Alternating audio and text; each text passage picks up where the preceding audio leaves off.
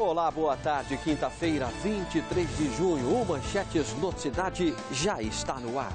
Vamos aos destaques de hoje. Polícia Civil da Seccional de Sorocaba realiza uma operação policial na região. Quase 200 pessoas foram presas. E veja também. Grandes fendas no solo. Tudo parece descolar. Moradores que foram retirados de áreas de risco e levados para moradias populares estão com medo de viver nos prédios cedidos pelo poder público. O meu filho escuta de madrugada um barulho, fazendo aquele estralo. Se cair esse negócio aí, vai morrer todo mundo. Motorista suspeito de provocar acidente com moto que matou um empresário em Sorocaba vai responder em liberdade. Depois de se apresentar à polícia, ele desabafou. Eu fiquei com muita tristeza no meu coração, porque eu também sou pai de família. Eu também tenho pessoas que dependem de mim. Por isso que eu saí. Salas de raio-x, ultrassom, centro cirúrgico. Hospital veterinário é inaugurado em Sorocaba. O complexo vai atender a animais pequenos e de grande porte. Alunos sem refrigerantes. 3 grandes empresas do ramo entram em acordo para suspender a venda dentro das escolas.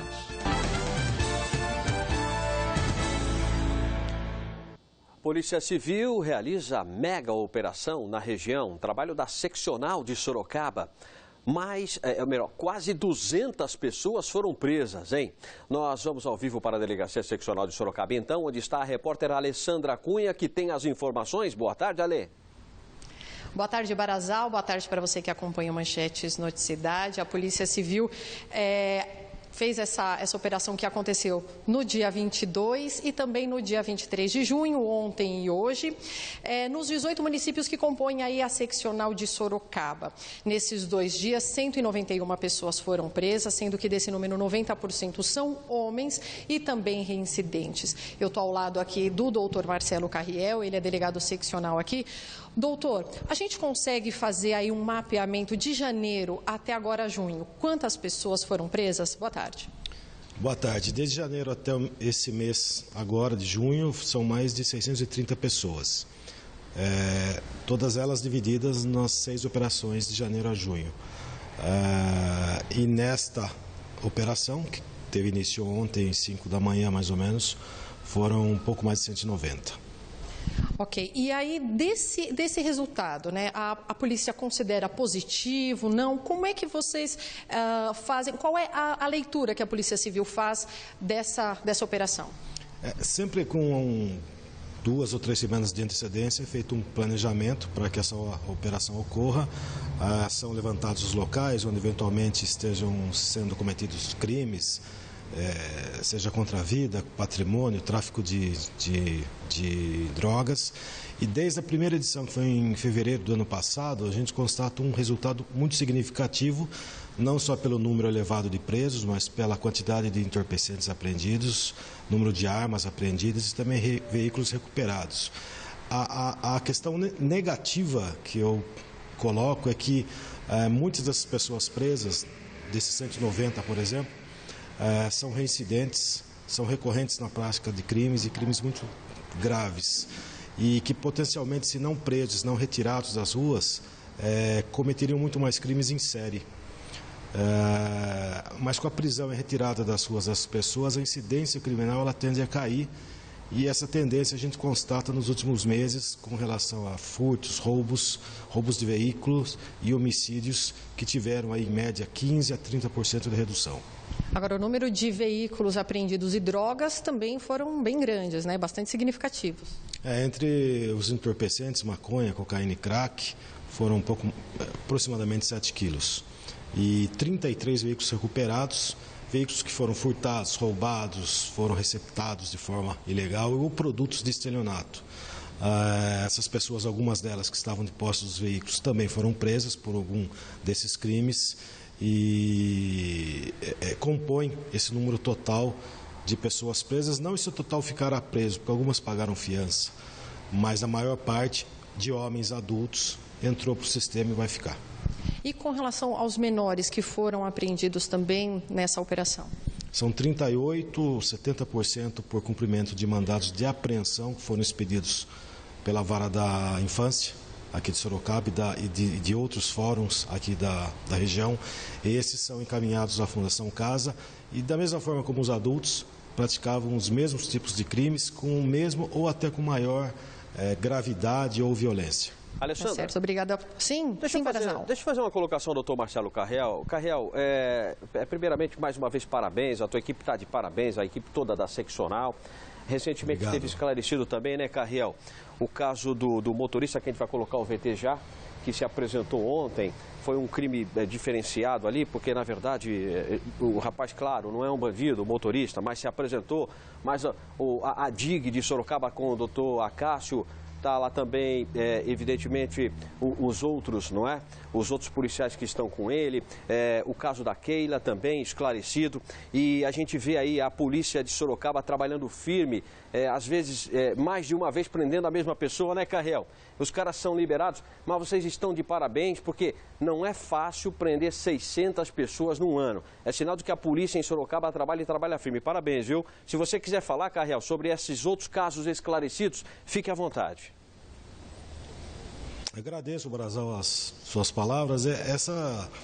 Esses 600, é bom que a gente deixe claro que são um pouco mais de 630 pessoas presas em 6 dias, um dia por mês, de janeiro até junho. Nesse número não estão computadas as pessoas presas em decorrência de outras investigações, interceptações que correm em todas as 38 unidades ou delegacias que compõem a seccional. Os crimes de maior gravidade, você tem razão, nós conseguimos, com uma investigação muito presente, muito imediata, esclarecer, elucidar. É uma forma de dar uma resposta e não deixar aquela sensação de impunidade tomar conta, como a gente às vezes ciclicamente vê. Mas agradeço o seu reconhecimento. E a Polícia Civil, ela trabalha depois que o crime acontece. Ela começa a investigar depois que o crime ocorreu. E nós temos conseguido bons resultados com homicídios, latrocínios e roubos, que são os crimes de maior gravidade. Tá certo. Muito obrigado, viu, Carrel. Grande abraço a você, viu? Marcelo Carrel, delegado seccional Sorocaba. Tá certo aí. Está falando do Acácio, porque o doutor Acácio Leite que trabalhou também nesse caso que nós temos acompanhado, o caso daquele motorista, ou melhor, não é o doutor Acácio Leite. O doutor Acácio Leite trabalhou no caso da Keila, aquela moça que foi esfaqueada, não é?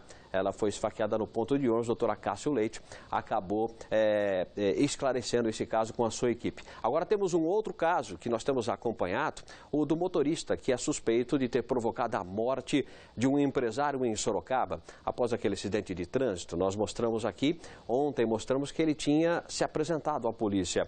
Hoje você confere então o que aconteceu após isso. Ele vai responder em liberdade. Vamos ver. Robesvaldo Pessoa Dias chegou ao 3º DP de Sorocaba acompanhado do cunhado. O advogado de defesa, Carlos Furlanes, o aguardava na delegacia para o interrogatório. O motorista que teria causado o acidente que resultou na morte do empresário Salvador Mangano Neto na última segunda-feira se apresentou pouco antes do prazo dado pelo delegado José Ordelli. Caso contrário, seria considerado foragido. Ele vai responder por homicídio culposo agravado pela omissão de socorro. Responde em liberdade? Responde em liberdade porque não é o caso de se decretar a prisão dele, não é cabível juridicamente. Vindo os laudos, e a gente já conclui esse inquérito e já manda pro fórum ainda no período de 30 dias. Robesvaldo nega o atropelamento, mas segundo o delegado responsável pelo caso, não há dúvidas quanto à autoria do crime. Agiu com imprudência. Ele trafegava na contramão em excesso de velocidade. Isso é ponto pacífico. Agora, a versão dele, eu não discuto, é um direito dele de negar o fato, mas não encontra nenhum respaldo nas provas que foram colhidas. Eu tenho um problema no meu carro, que ele tem uma série de coisas atrasadas. Por que que eu saí? Para não prenderem o meu carro e eu ficar sem o meu carro. Na hora que a moto bateu em mim, eu senti um tranco na caminhonete, porque a caminhonete ela é pesada, mas eu senti um tranco. Mas eu nunca ia imaginar que eu ia passar em cima de alguém, fazer alguma coisa de mal com alguém. Gente, eu tenho família, gente. Eu tenho a maior tristeza do mundo desse senhor que morreu. Eu fiquei com muita tristeza no meu coração, porque eu também sou pai de família. eu também tenho pessoas que dependem de mim. Por isso que eu saí. É um forte depoimento, mas parabéns à equipe do Dr. José Ordelli, que deu a resposta rápida e também esclareceu esse caso de forma rápida. Agora a Justiça vai encaminhar essa questão, tá bom? Um homem foi abordado pela Guarda Civil Municipal ontem à noite no bairro Nova Serquilho, na cidade de Serquilho. De acordo com a GCM, o rapaz estava com uma sacola no guidão da moto. Foram apreendidos 1.271 pinos de crack, 654 de cocaína, R$50 em dinheiro e um celular. Ele ficou à disposição da polícia. A gente lembra você da importância de denunciar a polícia.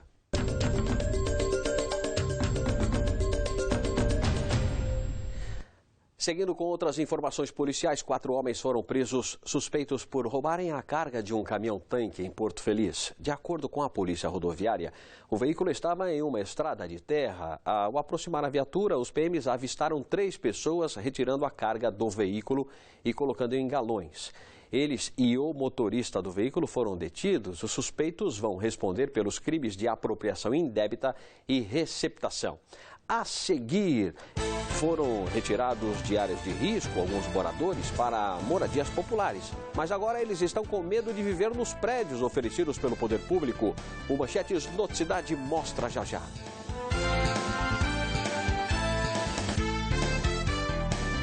A Prefeitura de Itu confirmou a morte de um bebê de 10 meses por meningite. A Secretaria da Saúde disse que assim que a causa do óbito foi divulgada, deu início a procedimentos de bloqueio às pessoas que tiveram contato com a criança.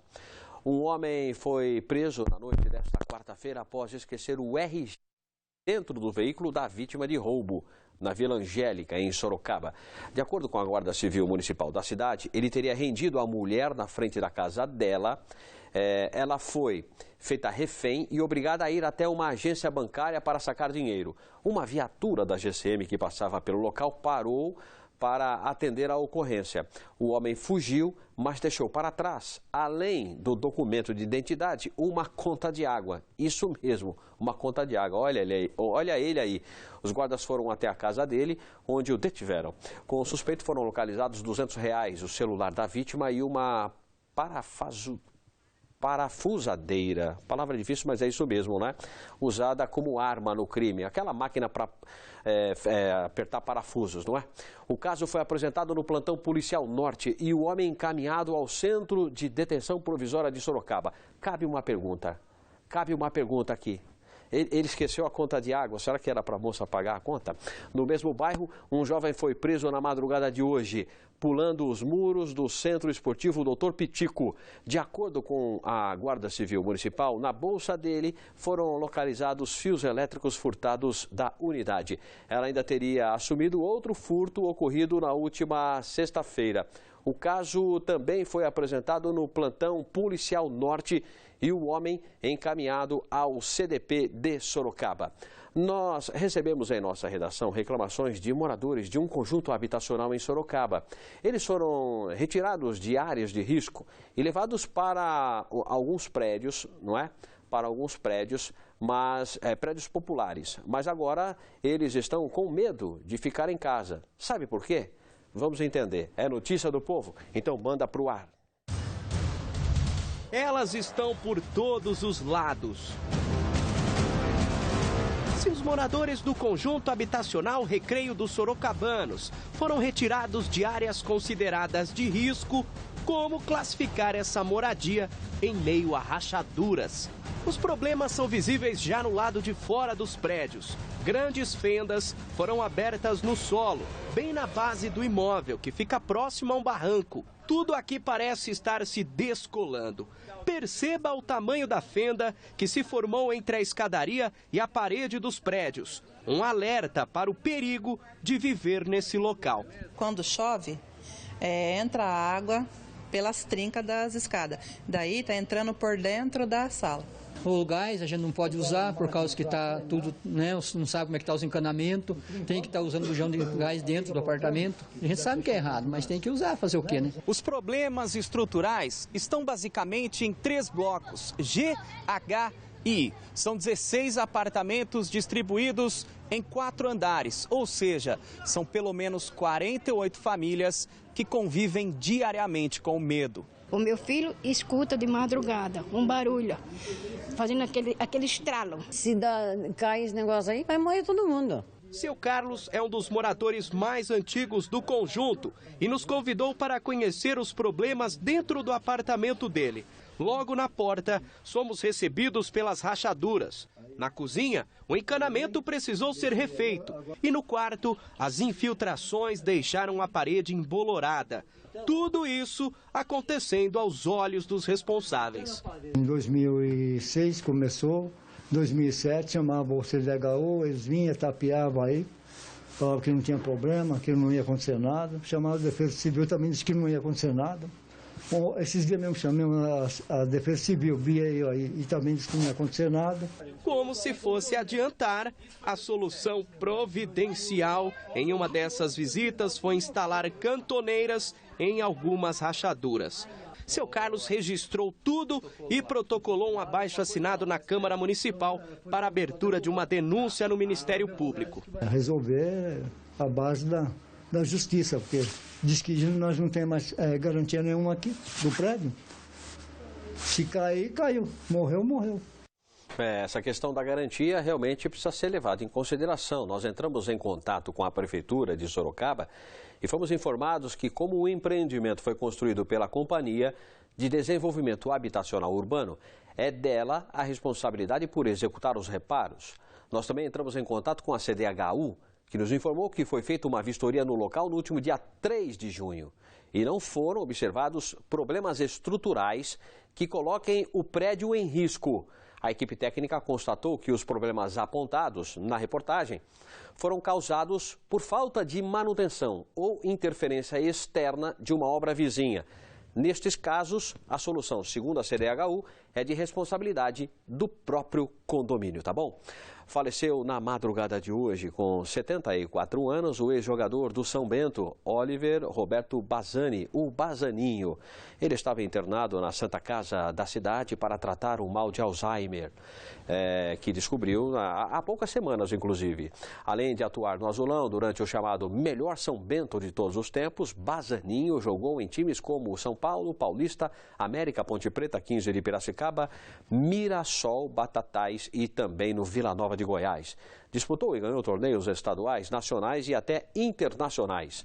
O velório de Bazzaninho acontece às 4 horas da tarde em uma igreja localizada na Avenida Engenheiro Carlos Reinaldo Mendes, 774, no Jardim Pelegrino, em Sorocaba. Os nossos sentimentos à família do Bazzaninho. A seguir, depois de passar por forte racionamento, Itu atua para aproveitar melhor a água no município. O Manchetes Noticidade volta já.